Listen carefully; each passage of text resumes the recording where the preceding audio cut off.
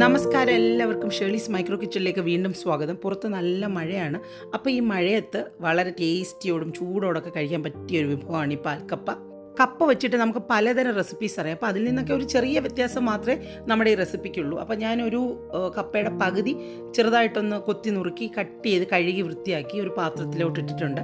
അപ്പോൾ അതിൻ്റെ മുകളിൽ വെള്ളം നിൽക്കത്തക്ക വണ്ണം നമ്മൾ അതിനെ ബോയിൽ ചെയ്തെടുക്കുകയാണ്. അപ്പോൾ ഒന്ന് തിള വന്നു കഴിഞ്ഞാൽ നമ്മൾ അതിലേക്ക് ഉപ്പാണ് ചേർക്കാൻ പോകുന്നത്.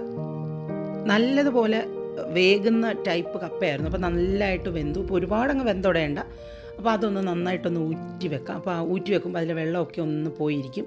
അപ്പോൾ ഇനി നമുക്ക് വേണ്ടതെന്ന് വെച്ചാൽ ഇതിലേക്ക് ആവശ്യത്തിനുള്ള അരപ്പ് ചേർത്ത് കൊടുക്കുക. അപ്പോൾ അതിലേക്കൊരു 10 ചുമന്നുള്ളി, ഒരു 3-4 വെളുത്തുള്ളി, ആവശ്യത്തിന് എരിക്ക് ആവശ്യമായ പച്ചമുളകും കൂടെ ചേർത്ത് നന്നായിട്ടൊന്ന് ചതച്ചെടുക്കുക. അരമുറി തേങ്ങയുടെ പാലിൻ്റെ 2ാം പാൽ ഇതാണ്. 1ാം പാൽ നമ്മൾ മാറ്റി വെച്ചിട്ടുണ്ട്. ഇനിയൊരു പാത്രത്തിൽ 2ാം പാൽ ചേർത്ത് നേരത്തെ നമ്മൾ കുക്ക് ചെയ്ത് വെച്ചിരിക്കുന്ന കപ്പയും കൂടി ഇതിലേക്ക് ചേർത്ത് കൊടുക്കുക. എന്നിട്ട് നമ്മൾ ചെറുതായിട്ടൊന്ന് തീ ഇട്ട് കൊടുക്കുമ്പോൾ അതിൻ്റെ കൂട്ടത്തിൽ തന്നെ നമ്മൾ നേരത്തെ ചതച്ച് മാറ്റി വെച്ചിരിക്കുന്ന നമ്മുടെ അരപ്പും കൂടെ ചേർത്ത് കൊടുക്കുക. അതിനുശേഷം നന്നായിട്ട് ഇതൊന്ന് നമുക്ക് മിക്സ് ചെയ്തെടുക്കാം.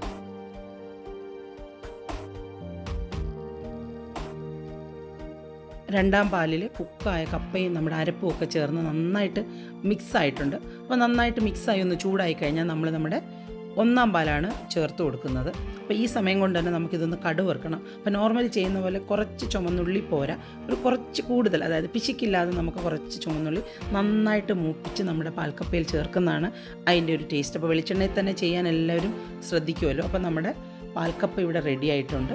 ആ പാലൊക്കെ അതിൻ്റെ അകത്ത് ചേർന്നത് നല്ലതായിട്ട് കുറുകിയിട്ടുണ്ട്. കുറച്ച് വാട്ടറി ഫോമായിട്ടൊക്കെ തോന്നുമെങ്കിലും പെട്ടെന്ന് തന്നെ കപ്പ ഇങ്ങനെ കട്ടി പിടിച്ച് വന്നോളും. അപ്പോൾ ഇതിൻ്റെ ഇനി കോമ്പിനേഷൻ എന്ന് പറയുന്നത് മീൻ കറി, ചിക്കൻ കറി അല്ലെങ്കിൽ ബീഫൊക്കെയാണ്. നിങ്ങൾക്കപ്പോൾ ഇഷ്ടമുള്ളത് കൂട്ടി നിങ്ങൾക്കിത് കഴിക്കാം.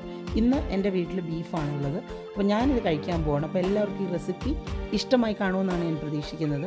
അപ്പോൾ നിങ്ങളുടെ അഭിപ്രായങ്ങളൊക്കെ വന്ന് കമൻറ്റ് ബോക്സിൽ പറയാൻ മറക്കണ്ട. അപ്പോൾ ഇനിയും ഈ ചാനൽ സബ്സ്ക്രൈബ് ചെയ്യാത്ത ആരെങ്കിലും ഉണ്ടെങ്കിൽ സബ്സ്ക്രൈബ് ചെയ്യുന്നവരും പരിഗണിക്കണം. അപ്പോൾ എല്ലാവർക്കും